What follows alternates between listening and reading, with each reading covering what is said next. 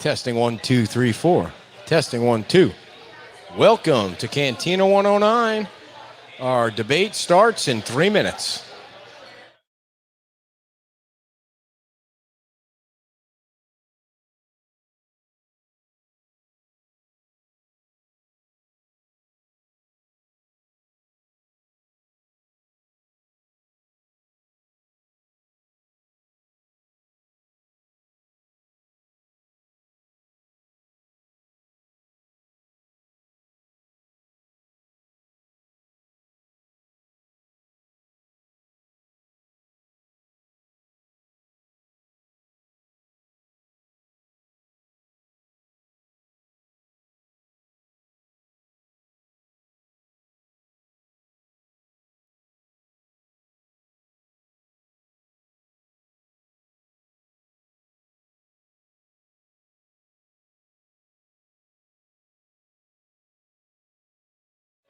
And hello, everybody. Welcome to Cantina 109. Our live debate begins in less than 2 minutes. Less than 2 minutes. I'm just hoping that they hear it.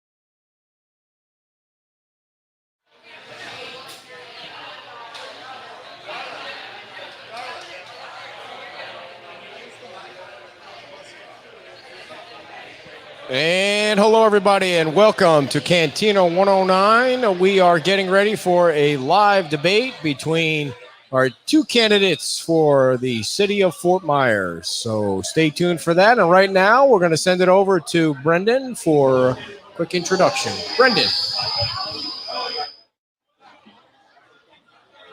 You can hear me? We're good? All righty. Thank you, Ed. So we're going to get this debate going. How's everyone can hear? Can everyone hear me on the right side? I don't think so. Can you guys? You guys can hear me over here, right? Darla's side, we can hear the yeah, you can hear it. That was Darla's cheer section. Now I got Margie's cheer section over here. We're gonna have to reposition that speaker a little bit so everyone can hear. But basically, what we got going on tonight is a Fort Myers City Council debate in Ward 6 between Margie Metzler and Darla Bonk. So I'm gonna bring in both candidates right now. And then I will explain the rules and we'll get started. Okay, so contestant number 1, since she's right next to me, Margie Metzler for Fort Myers City, Ward 6. Did he say contestant number 1? I don't know about contestant number 1. Candidate number 1 is more like it, not contestant. We're not on a game show. All righty, and then last but not least, but we got the other candidate for Ward 6, Darla Bonk.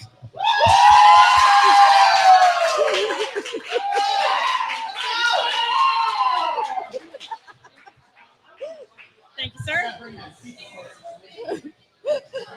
All right, everybody, welcome to the program tonight. We have a debate, live debate for the Fort Myers City Council, and Brendan is now trying to figure out what to do with the speaker so we don't get any feedback. It's clearly not working, Brendan.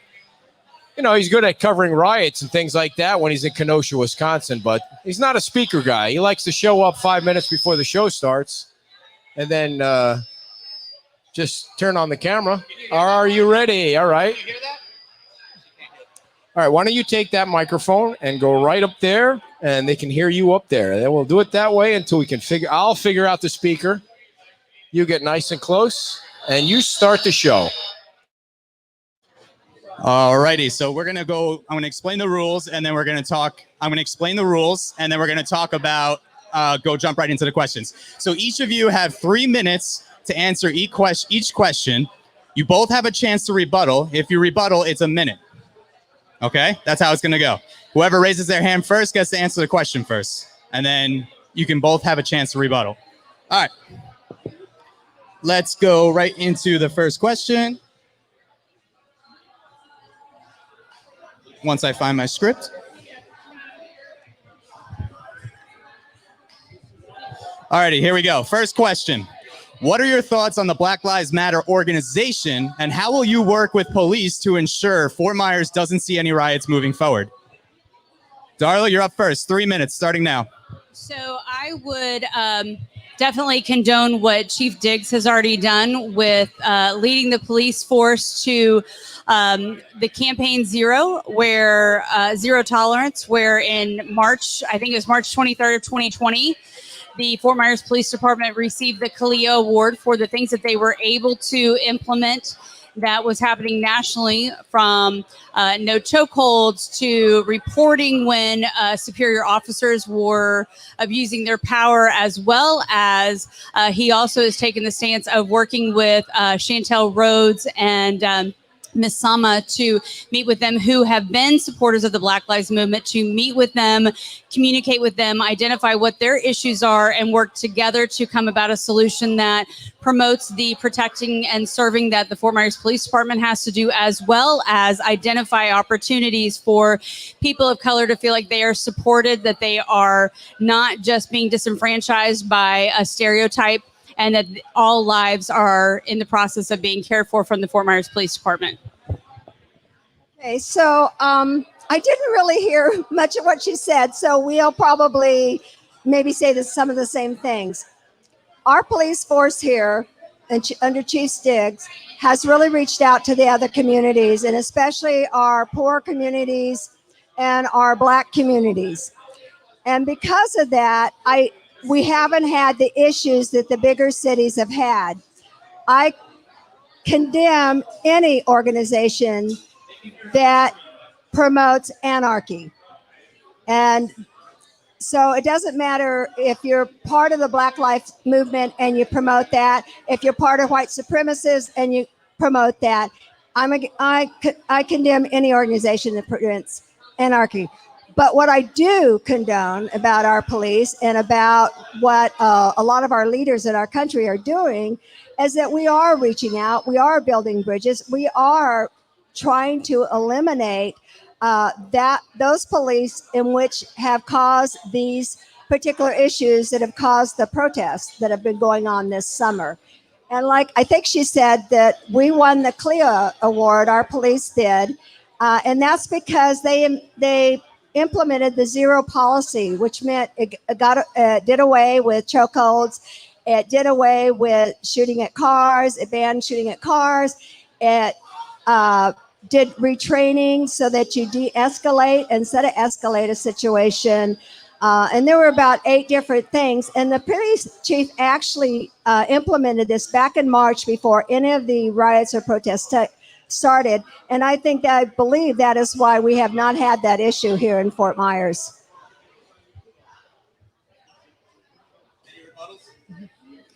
All right, we're asking if you need a rebuttal on that. Pretty close, right? So the next question is, if you can hear me, is what are your, are you for or against defunding the police?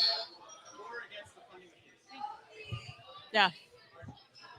So that started by people, a lot of elite that could afford to protect themselves. If you defund the police, who protects our poor neighborhoods? Who collects or protects the middle class? No one.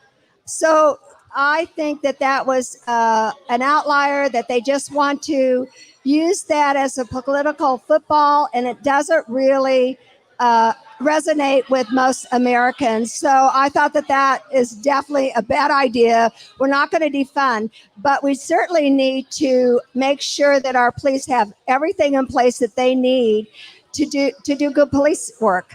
And so, yeah, I'm really against defunding the police. I I too am against defunding the police.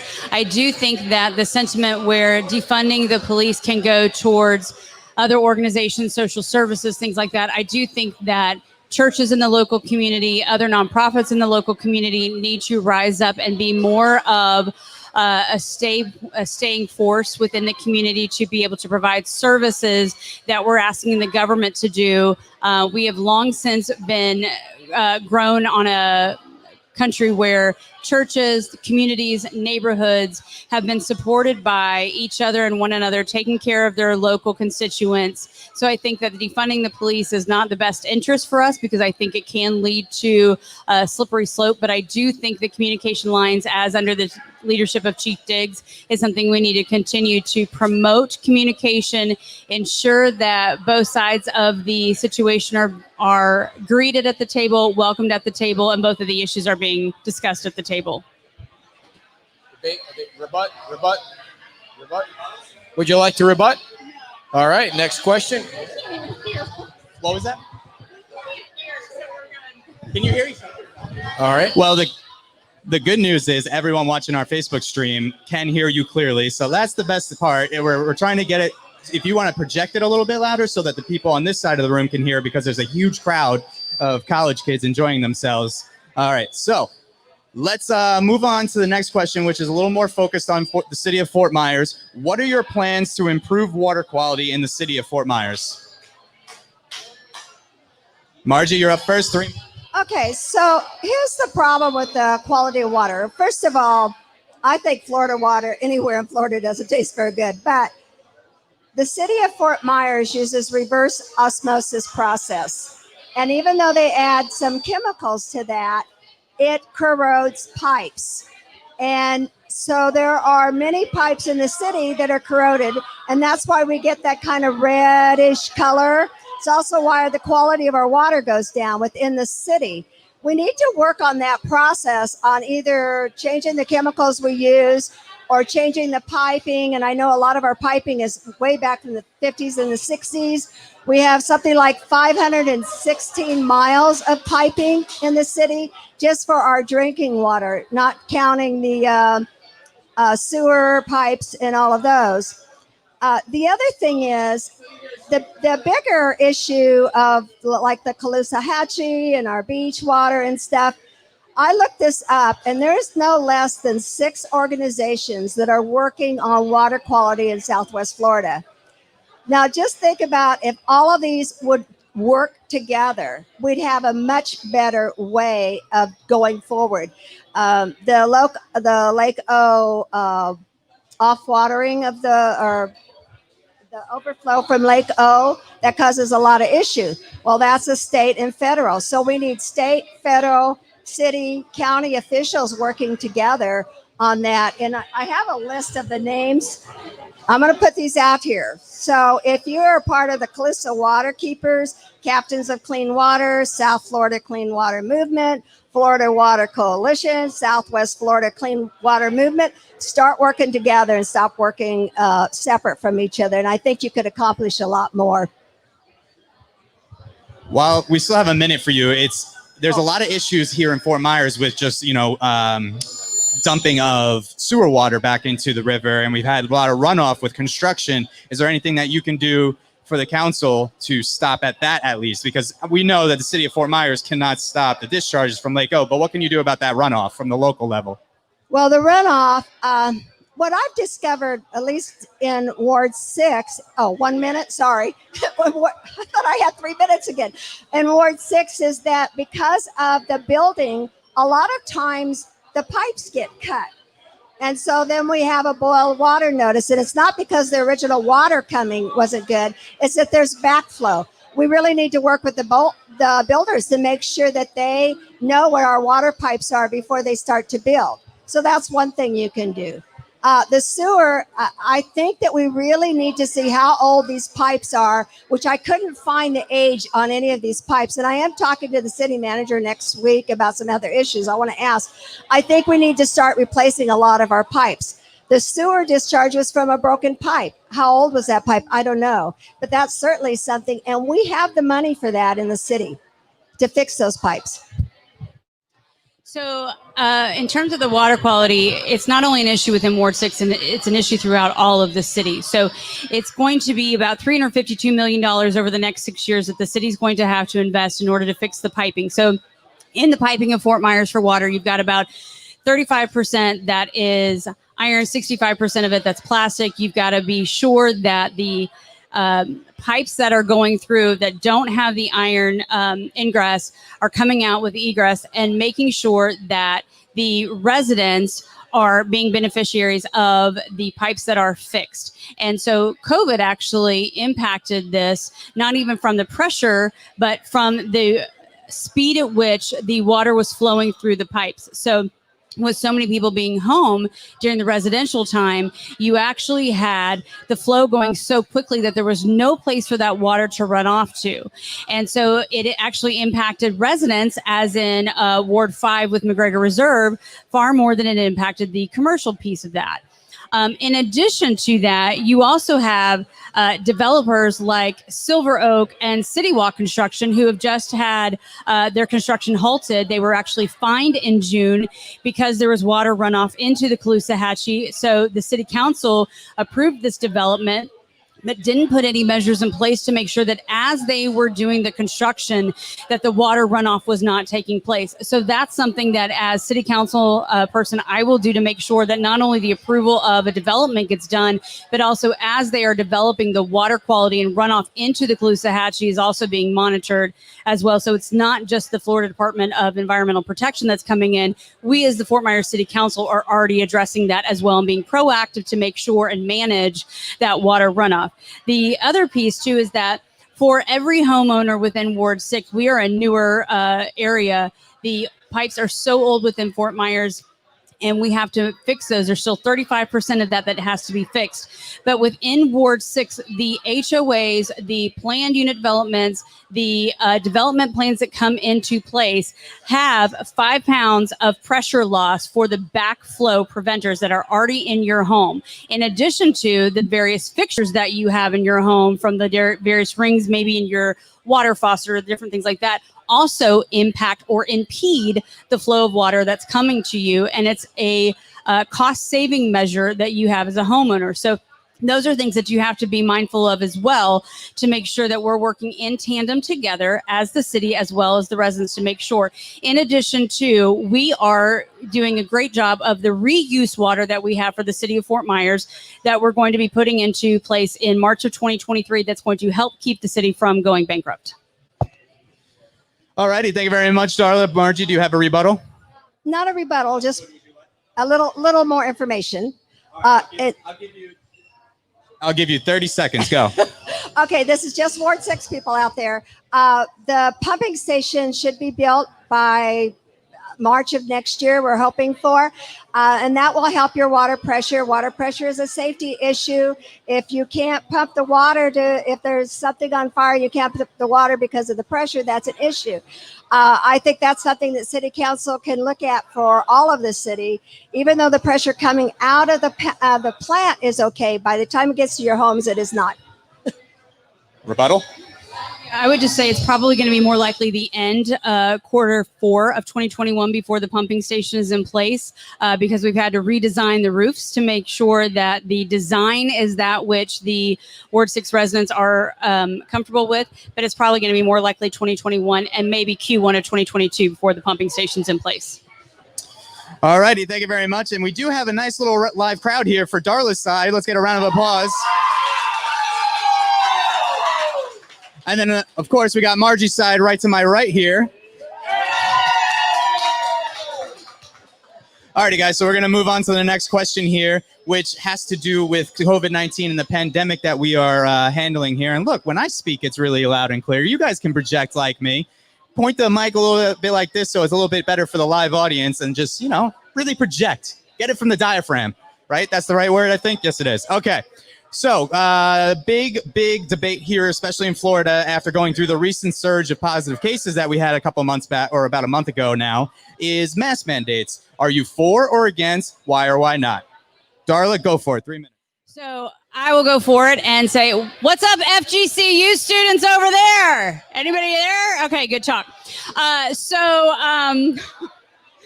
I supported the city council's decision to not do a mask mandate for two reasons. Number one, Lee County didn't support it and the state didn't support it. I drive through a county road to get back to my city home.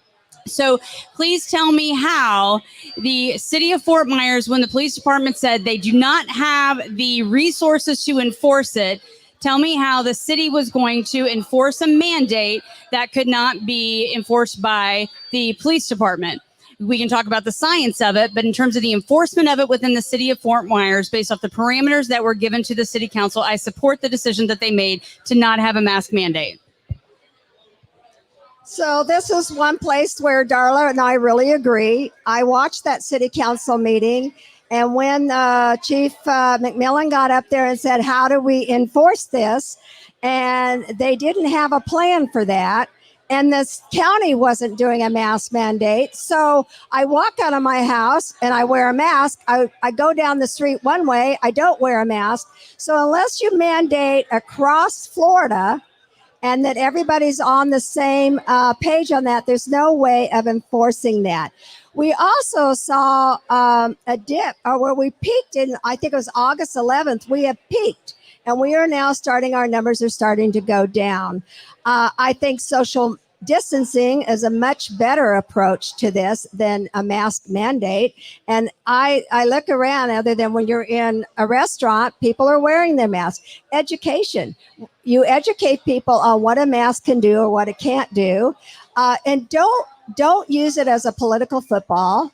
Don't use a mandate to make people feel better to go outside when in fact it may not be better for you to go outside with a mask. And that depends on your underlying conditions, your age, your if you're immune compromised. There's just so much that goes into whether you need to wear a mask or not. And we as Americans have always had the privilege to make our own decisions on this. And I think going forward, the other thing I found out is that a person could be tested 11 times in a row, like if in the hospital or something, and those numbers are counted. So our numbers are kind of out of whack countrywide because people are getting counted multiple times instead of just counted once. And so there's a lot of issues, I think, going on, and a mask mandate is not going to solve that problem. All righty, thank you, Darla. You want to rebuttal? Yeah. One of the things that I would say to that is in that same council meeting, and the issue was with mask mandate, but regardless of whatever the issue was, there was, I think it was 142 different emails that were submitted to the council from the constituents about whether or not people agreed to the mask mandate or not. And the council basically voted without reading those emails. And as your city council person, I will read the information that you send in before making a decision. I will not make an arbitrary decision regardless of taking the Ward 6 constituents into consideration with making a decision. That's a really valid point. I know that when I went before city council with our water issues, that they had raised our water rates so high. And I asked every one of those council members at that time, and it's a few years ago, did you read what you were voting on? And not one of them had. So in any issue, whether it's a mask mandate or anything, if you don't read and you and get the information, then you shouldn't be voting. All righty, thank you very much. And everyone who is watching at home, be sure to comment your questions down below. If we have time towards the end, we'll ask some of your questions for the candidates. So we're going to move on to one more question, and then we're going to take a break because we have people that do sponsor this show, and we got to read their ads. And we'll let you get a water break and a little bit breather. All righty, so next question is, what is your plan, if you're elected, to help small businesses bounce back after the pandemic? Darla is first. Go for it. 3 minutes. So, my family is a small business owner, so this is very near and dear to my heart.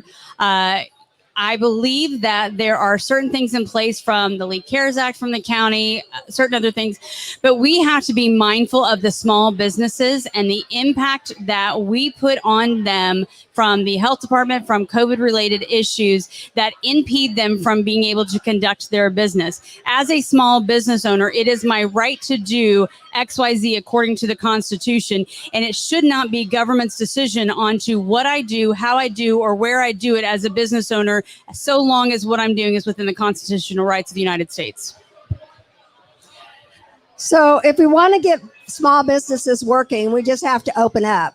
We are not completely opened up, although the traffic would indicate that we are, but we just need to open up. We have a lot of stuff in place already. We have FGCU, Small Business Management. My career centered around consultation for small business and mom and pop operations, anything under 500 people.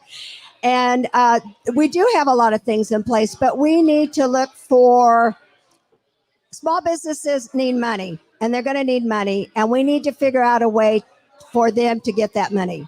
And so I think we definitely need an economic development manager for the city who can go out and not only look for new businesses to come into the community, but to help those businesses still here attain federal funding, state funding, whatever kind of funding they need to keep going forward to pay for their employees and keep.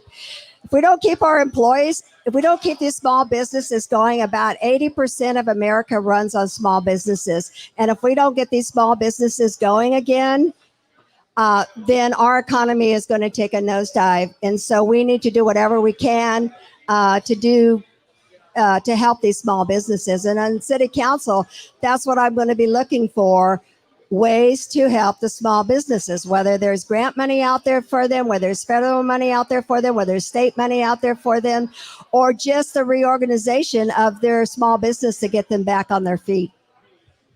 One of the things I will say that I would like to see Fort Myers do a better job of is partner together with the local agencies, such as the city of Cape Coral and the Cape Coral Economic Development Office. They work in tandem to reach out to business owners. I would like to see the city of Fort Myers Economic Development Council, Lee County Economic Development Council, and other business owners work together to strategically align themselves to achieve the purposes that small business owners need to stay in business, rather than silo themselves to try to figure out the needs so that they can get the credit for it. All righty, let's hear it for our two candidates so far. We have a great live crowd here tonight. We're going to take our first break to read off our ads for our great sponsors, and then we'll be back in a minute with our candidates. All righty. Thank you very much, Brandon. It's such a pleasure to come on the show and get to read the ads. My favorite part of the show every week is because I get to read the ads. And Mike, did you want to read a few ads, or do you want to?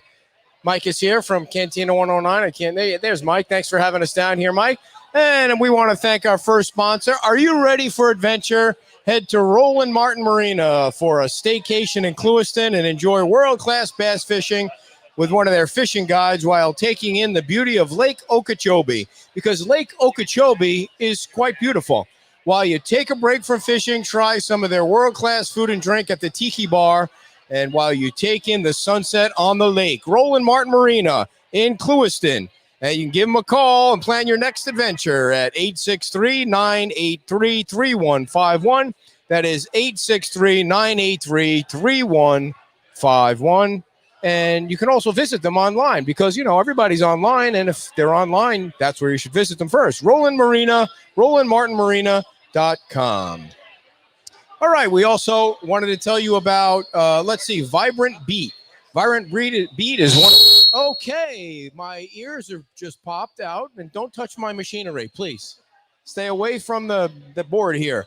Vibrant Beat is one-of-a-kind wonder here in Fort Myers. They have a staff loaded with health professionals and doctors with one goal in mind. It's always good to have a goal, and at Vibrant Beat, they have a goal. And the goal that they have in mind is to end obesity. The obesity epidemic is out of control, and that's their goal, is to end the obesity epidemic. They specialize in preventing cardiovascular disease with a whole foods, plant-based diet, and physical fitness. And that's great to let's rid the world of obesity, Brendan. That's what we should do, is just figure out a way to go to Vibrant Beat. Would you like me to read an ad? And why? That'll have nothing to do. Well, I got one on my phone too, so. All right, after I'm done with this one. The gap between paternalistic traditional medical care and oh my gosh, these are big words. Let's see. You can find them at 9371 Cypress Lake Drive. Check out their website, vibrantbeat.com. And it's a dream of a healthy lifestyle. That's really what you want, folks. You want to dream of a healthy lifestyle, and then you want it to become a reality in your life. And let's rid the world of obesity, because that's bad. So let's send it over to Brendan Leslie now, fresh back from Kenosha, Wisconsin, and Washington, D.C., with our next ad. You're going to have to get out in front of the camera, All Brendan, right, so everybody we can got see one your- more ad to read, your and then we're pretty going to get face. back into this debate. All right, so our next sponsor is a great family-owned. Next Plumbing is a local family-owned company operating right here in your neighborhood for over a decade. Over the last 10 years, Next Plumbing has been voted best customer service, best plumber, and best drain cleaner. Call us today or visit asknextplumbing.com to hear how we became one of the highest reviewed plumbing companies in the nation right here in Southwest Florida. Inquire about our free water heater upgrade and a lifetime warranty. All right, there's Brendan, gets an A for that ad. He's getting better at the ads, everybody. And now we're going. We're our just candidates. gonna reposition this speaker, and then we're gonna get going. All right. All righty, folks. We appreciate you paying attention to this Fort Myers City Council debate between Darla. It was fine. All right, I hear everybody yelling in the background. They're going to be coming right back on and finishing up the next 30 minutes. You're going to be voting for Fort Myers City Council. So many elections going on this year. We have tomorrow morning, we have a show coming on. My wife is sitting right behind me, and we have a very special guest coming on. We have the candidate that's running against Adam Botana. I think his first name is Anselm. Is that how you say it? Anselm? Yeah. And we're also going to talk school district tomorrow. So we want you to tune in to Beach Talk Radio tomorrow morning at 9 o'clock, live from Pete's Timeout on Fort Myers Beach. And we go from 9 o'clock until 10 o'clock. We do a little more banter than me and Brendan, because, you know, Brendan and I are just kind of feeling each other out. That sounded kind of weird, but we're still kind of get to know each other. And we do a little more banter on the show on Saturday. And we're also going to start a fishing report on Saturday. So if you like to fish, then you're going to want to tune in to our show tomorrow at 9 o'clock, Beach Talk Radio. And now, back to the star of the show, everybody, Brendan Leslie. He's going to be famous someday. He's going to be having his own Fox show, or he's going to be the president of the United States or something like that. Let's send it right back over to Brendan Leslie. Take it away, boss.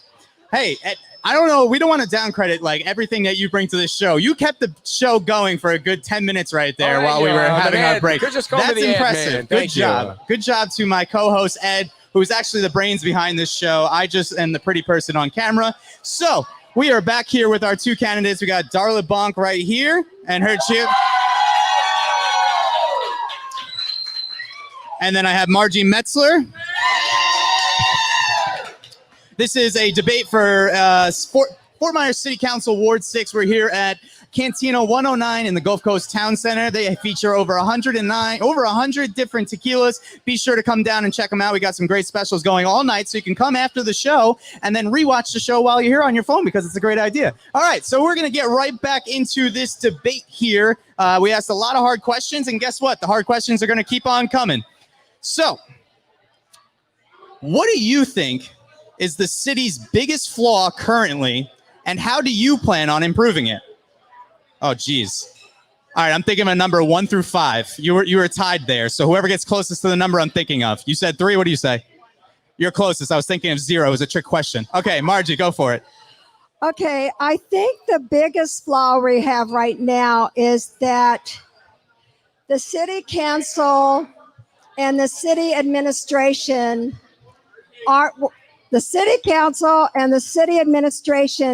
do not work effectively. And I think that there needs to be more open communication.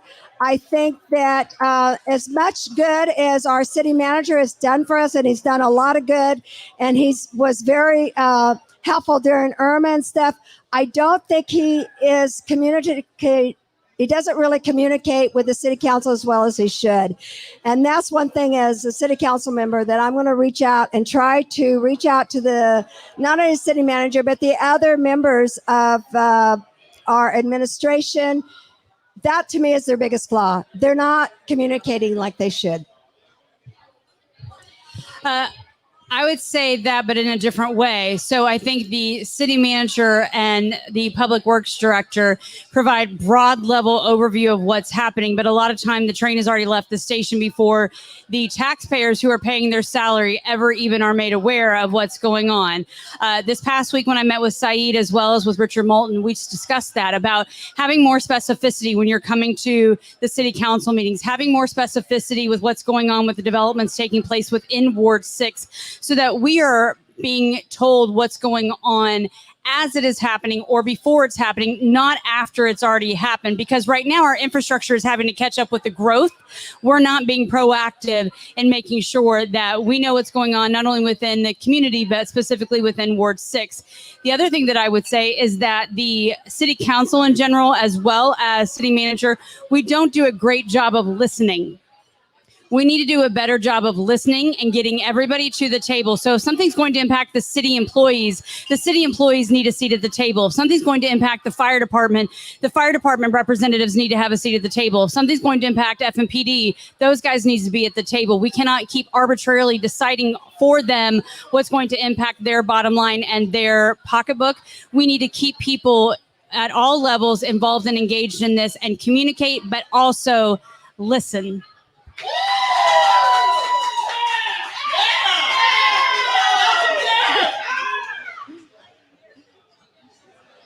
Okay. So the way it should work, to my mind, the way it should work is that city council should be talking to the city manager and the rest of the department heads. And then our city council person should be putting out that information to the citizens in her ward. And what we've discovered, our city council person, Gail Anthony, has been very good about that. But a lot of times she doesn't even know or hasn't been told what's happening. And that's the biggest thing. They need that communication between the department heads and the city council so that the city council person can put it out to her residents. And it shouldn't be coming from the city. It should be coming from the city council person. I would say to that is, in terms of the city council person communicating back to Ward 6, we have to be mindful of who the Ward 6 representation is. 40% of Ward 6 still are working families with small children, and having a Ward 6 meeting at 4 o'clock in the afternoon is not something that everybody's going to be able to attend. People want to be involved, but you also have to make it conducive for your community to be involved. So you have to be in your community, part of your community, and know what your community is doing so that you can communicate effectively what's going on, what impacts them, how, when, and why. All righty, thank you very much, ladies. Might I add to your growing list of problems that the city needs to face and fix is their relations with the media. I have begged those guys over and over and over again for information, and it's gone back to my days with Wink News. They don't like talking to the media. One time I sat outside the office and literally stalked the mayor and the city manager until he came out and just put a camera in his face and was like, listen, there's questions that need to be answered. So that's something for just food for thought. I'm just being that's a little personal gripe I have with the city of Fort Myers. Hold on. Let's get Margie's mic up here. She wants to say something to that. Actually, I agree with you. I think as a elected official, it's our job to talk to people. And even if I know I'm going to be misquoted, I still talk to people. And I think that's a job as elected officials. Now, the city department heads, now that's a little different because you need to make sure if you're talking to them that you do quote them correctly, because what happens if you don't quote them correctly, they stop talking to you. So that I think as a disconnect there also. But as a public servant, you don't really have that choice. You do need to talk to people. And I used to work for the news press in Gannett, so I certainly understand the legitimacy of the media, as well as I grew up with a father who started in the media business before he became a pastor. So I understand the impact of that. And I also would say that as an elected official, you cannot over communicate with the media enough. The community and the taxpayers are paying your salary. You owe them what's going on. They deserve to know. And if you're communicating effectively, the media won't come asking and digging for something that you don't want them to know. All righty. Thank you very much, ladies. We're going to move on to the next question here. And it is, let's give a little context for the people that are watching. Southwest Florida, a large portion of our workforce is service industry workers, which go through seasons. So they have more money on one part of the year and less money on the other part of the year. So meaning we need more affordable housing. There's a lot of people that live in the city of Fort Myers and complain that there's not enough affordable housing. Do you have a plan in place that you would try to implement to improve or increase the amount of affordable housing that we currently have? Darla already has her hand up, so you can go first. 3 minutes. So I think, first of all, we need to have a city council that is not bought by developers, period. Second of all, I think we have to look at development opportunities whereby there may be some opportunities for attainable home ownership, because realtors also need to understand that they are in business by the businesses we're bringing in, the people that we're bringing in who want to be homeowners, who want to have longevity within this community.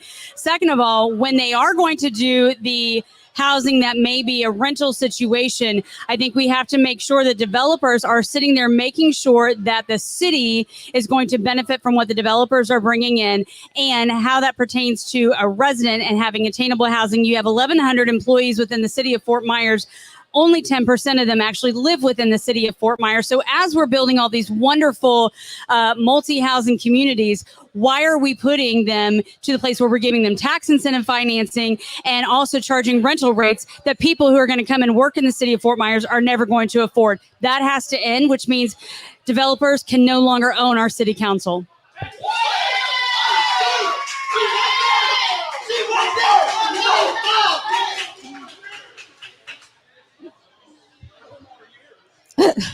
So I look at this differently. We have right now, we have a glut of apartments in Collier, Lee, and Charlotte County. So apartment prices actually are going to start coming down because of this glut. We do not have a glut on single family homes.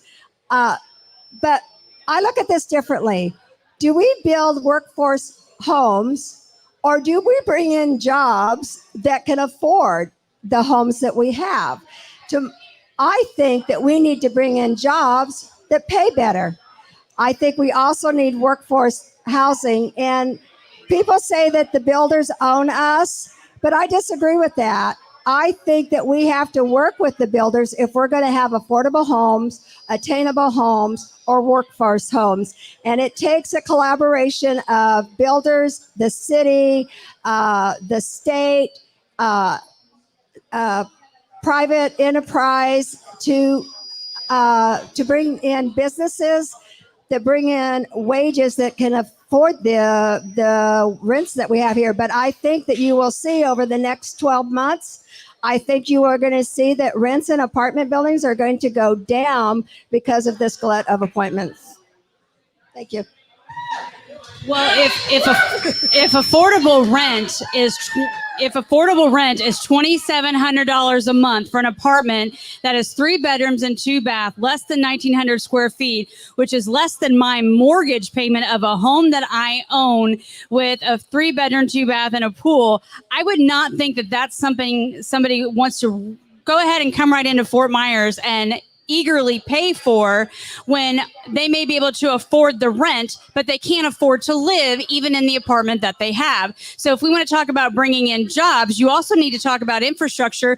What do the roads look like? What's the connectivity look like? What's the parks look like? Is there a place for me to bring my children to, or am I going to have to only stay within my HOA? Or if I can't afford to live in the HOA, because on top of the mortgage payment, I also have to pay the HOA fee. Now I have to pay $3,000 or $2,700 or $2,500 or $1,250 a month for a 1-bedroom apartment. Please tell me how that is affordable housing for a worker that works their tail off for the city of Fort Myers.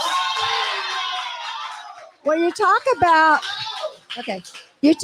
connectivity, but we really do have quite a bit of connectivity here. We have an international airport. We have a bunch of hubs. We are bringing in new businesses all the time. And this is where the economic development manager would really help bring in those businesses that bring in wages. I don't want to see us keep lowering our rent, because not uplifting the people who need to live there. And by bringing in jobs that pay better, then we're going to uplift everybody. You know, the water lifts all the boats. So we need to bring in the wages. It's not that I don't believe we need workforce housing or attainable housing, but we need to bring in the wages. And we will always be a resort area.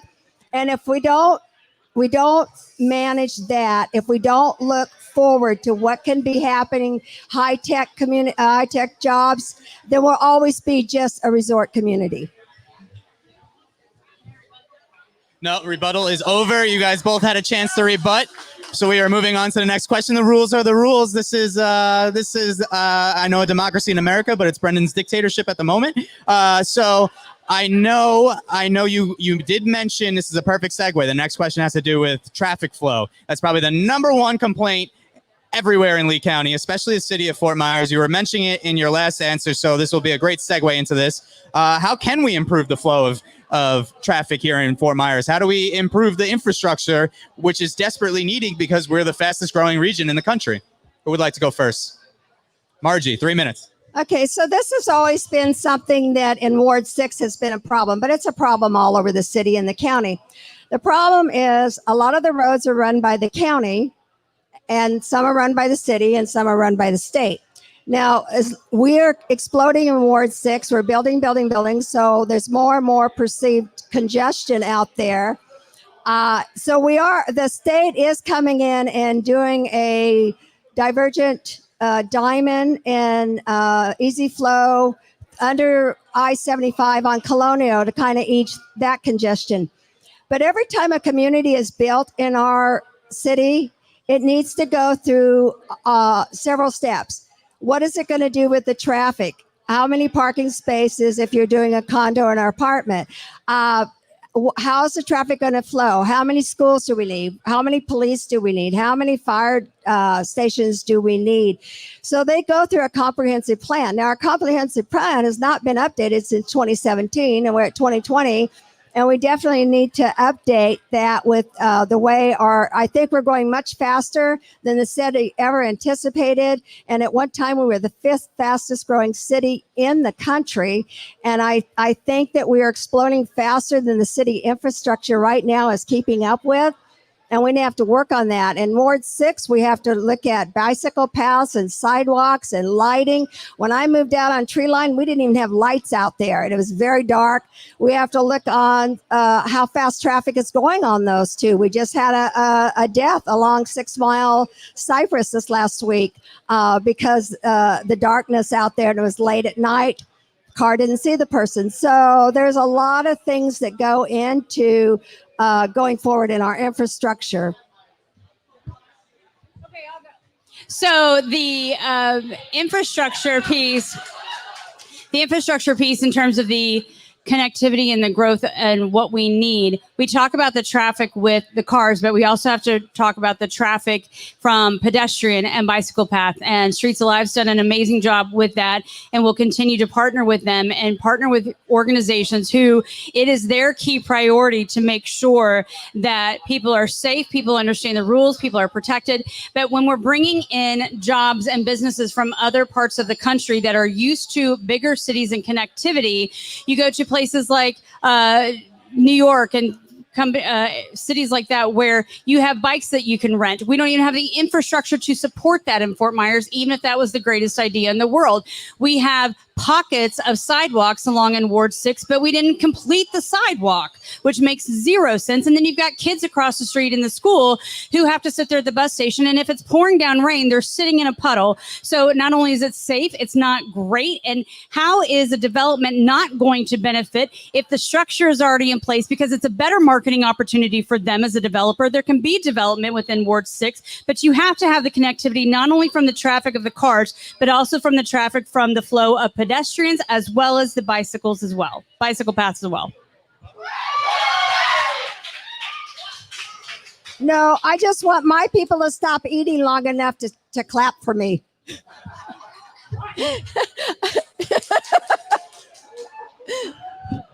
All right. Do you want to rebuttal, Margie? So a lot of what she's saying is true, but our biggest problem is that we are exploding. and we're not keeping up, and our comprehensive plan is not what it needs to be. And we really need to work on that going forward. Everybody has to be on the same plate. And if we're not, then we have different builders doing it differently. Everything, the city, the permitting, the planning department, all of those have to be on the same page.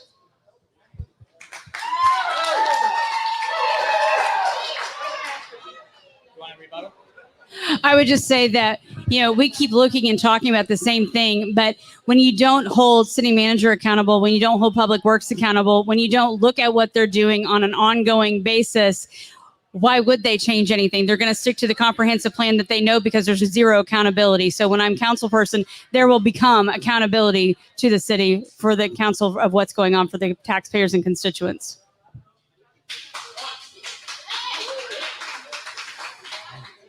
Alrighty then, so we are going to move on to what is my personal favorite question.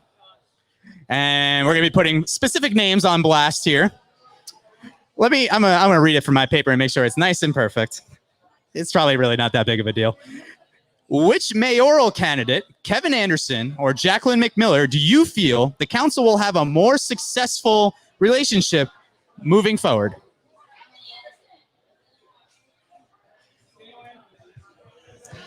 So if elected, I'm going to have to work with whichever mayor the city votes for. So you vote for what you get. No, that wasn't the question. I'm not done. I'm not done. But I think that Kevin has a better relationship with the other council people at this particular time because he's been on city council. I think he also knows the area well because he's worked not only in the police department but for Chico's, and he's been around a long time. He knows what's going on in the city. So I would say I don't know Jacqueline McMiller. So I've talked to her once. She seems like a very nice person, but I know not everybody feels that way. She seemed very nice to me. I don't know her. I can't state. I don't even know what she stands for, but I do know what Kevin stands for.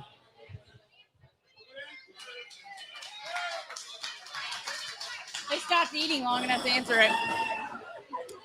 So my answer is going to be Kevin Anderson, and not even for the purposes of being a city council person and running for mayor, but he was the director of operations back at Chico's when I was the executive director of the American Cancer Society, and he helped me get in the door to make the American Cancer Society a charity of choice for Chico's. He met with me. He listened to the concerns that we had. He understood that I needed a ton of money from Chico's, and they were one of the very few companies back in 2007, 2008 that was not so impacted by the recession that was able to give that money. And so because of that, because there's a communication line open there, 100% I would back Kevin Anderson.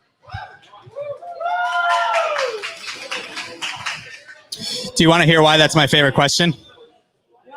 All right, so I got a little personal gripe with Jacqueline McMiller. I've been constantly asking her for an interview. I tried to get her on this show, months ago before I even knew her platform. Now that I know her platform, unfortunately, I do not like it at all. But I've been asking her very simple questions on her posts, like every single time. She won't answer. Now she's blocked my page. I can't respond to a question. So you know what I did? I shared her post. I could still share her post, and I asked my followers to go ask. It was like 200 comments. The most comments she's ever got asking a simple question on her post. And you know what happened? She didn't answer a single one of them. And that's what I'm talking about. Accountability with the city is they don't want to talk to the media. I can't appreciate a candidate that doesn't want to talk to the media, regardless if I'm a conservative reporter, a liberal reporter, or whatever. This is a nonpartisan race, the mayor. So we need better accountability from our elected officials. That's kind of my 2 cents on that. All right. Oh, wow. I just got a round of applause. You hear that, Ed? They're not. Let's bring up their mics. Darla, let's go first. I just want to add to that, as a council person, I don't think any of us are sitting up here saying that you're going to love everything that we do. But as a council person, keeping the communication lines open, I will, when I make a decision, you will know why I made the decision, what the data was that made me make the decision, and you may not appreciate or like the decision, but you will always know why I made the decision. And the agenda is always going to be up before the city council meeting as to what we're voting on. If you want to meet, I'm always going to be able to meet, as well as there's always going to be an opportunity for public comments within the city council meeting. And I'm never going to go into a city council meeting with my mind already made up before the public comments comes before the council to review. I'm not sure what question we're answering. Sorry. It wasn't a question. We were talking about how Jacqueline McMiller won't Okay. answer the simplest of So- questions. You're right, and I don't know why she's not doing that. Like I said, I don't know her. Is Kevin answering your questions? I think he probably is, but it's when I make a decision, it's always fact based. It's not feeling based. It's fact based. So if you bring a cogent argument to me, even if it's not what I think that I'm going to vote that way, but you bring a cogent argument, and you can change my mind with facts, then do that.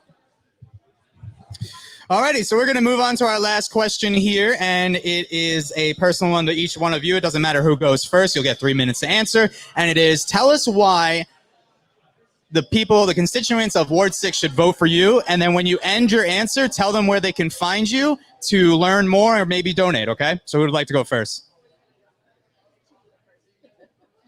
Darla, go for it. I'll go first. So in choosing to run for city council, it's not something that I ever took lightly. It's not something that someone dragged me in and said, you're going to be the next person. It was something that my husband and I took very seriously. We took a lot of time and effort into it. We discussed every issue. We talked about every issue, and we made sure that what I would be doing as a city council person would lend value to not only our family, but also to the taxpayers of Ward 6. Once I decided to run, which was in June, or end of May, I knew that I had value that I could bring to the city council as well as to Ward 6. My ability in leadership to lead an organization nonprofit wise as well as profit through recession, which is coming out of COVID. I have the experience to do that. Leading organizations to become profitable, I have done that. Leading employees to a less than 10% turnover, I have done that. Dealing with people from all walks of life who don't agree, who come to the table, who say, I don't agree with this, but we walk out of the four walls all on the same team, all on the same page. I've done that. I have not one who is currently in a situation where I don't work well with others or have any kind of issues with that. My husband and I run a company. We have about 15 employees.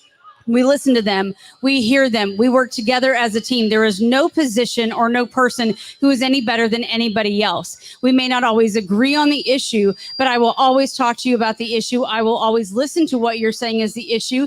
Here's my promise to you on this day. You can mark it on this Friday, September 4th, that this is what I said I would do.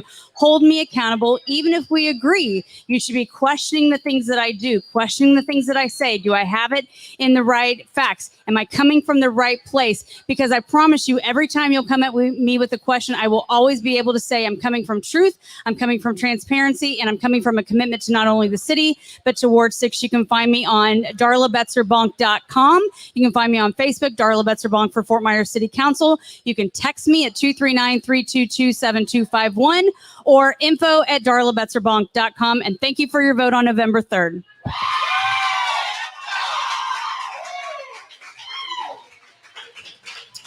So that is the ballsiest thing a politician can ever do, is putting her cell phone out there. So bravo to that. Every time I say that. Margie, why should the voters vote for you on November 3rd? And where can we find you to learn more about you? Okay, so my decision to run, I've lived in Ward 6 for 8 years, and I got involved with Ward 6 issues about 7 years ago when I went before City Council for months to reduce our water rates. So when I decided to run, it was because I wanted to keep Ward 6 going forward in a positive way. And the Ward 6 people know me. I've been to all the Ward 6 meetings. I've been to the Ward 6 District 2 meetings, so that you know me. You know that I've been fighting for you. You know I was fighting for the water pumping station. You know that I've gotten involved with the reclaimed water and the way you need to pipe. So all of these issues is what brought me forward to want to run for Ward 6. I want to continue. Oh, I was on the Economic Development Advisory Board for the city. So everything that I've done since I've moved to Florida is to forward Ward 6 and Fort Myers. And that was one of the deciding factors. The other deciding factor was that my husband is retired military, and all through his military life, it was one of my jobs, first as an ombudsman and then as the commander's wife, to take care of our people. And going forward, that's what I want to do. I want to take care of the people of Ward 6 and by extension, the city council. Now, in order to take care of the military spouses, I did a lot of interaction with the politicians in Washington, D.C. I know how politics work. I know how they're not listening to our needs and what we had to do to get them to listen to our needs. And so I come from a background where I know that as a public servant, I need to listen to your needs and I need to fix those needs. So those were really deciding factors. My husband and I talked about it a long time. I actually put in my papers, or I started my campaign in February. And then, of course, COVID hit, so I kind of went on hiatus for a while until May, June timeframe.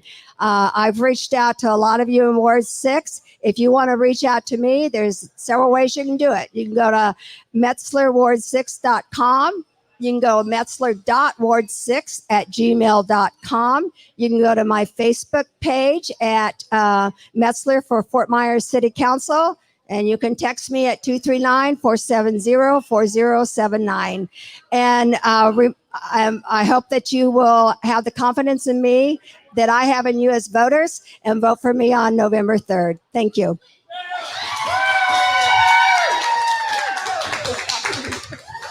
All right, thank you very much. One last time, let's hear it for Dollar Bonk.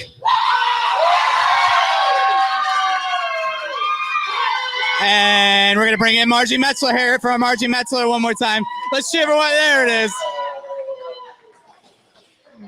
All righty, ladies, thank you very much for joining in on the debate. Best of luck on the campaign trail, and everyone that's watching at home. We're good. Wait. Actually, I have one more round of applause I need you guys to give. For Ed behind the camera over there. Ed did a great job over there. Ed. Alrighty, thank you very much, ladies. Everyone that's watching at home, don't go anywhere quite yet. Let's wrap this up. Ed's got one more ad, and then we're gonna have final thoughts. All right, back to Ed for the ads. Ed, man, thank you very much. Brendan, Leslie, you did a lovely job today. And I think I need to give him one piece of advice, Brendan, and that is, you might, when we have two ladies that are on the show, to say that was very ballsy of them is probably, you probably want to come up with something different, a different phrase than saying that was Comedy very ballsy is not of you. dead. Comedy is not dead.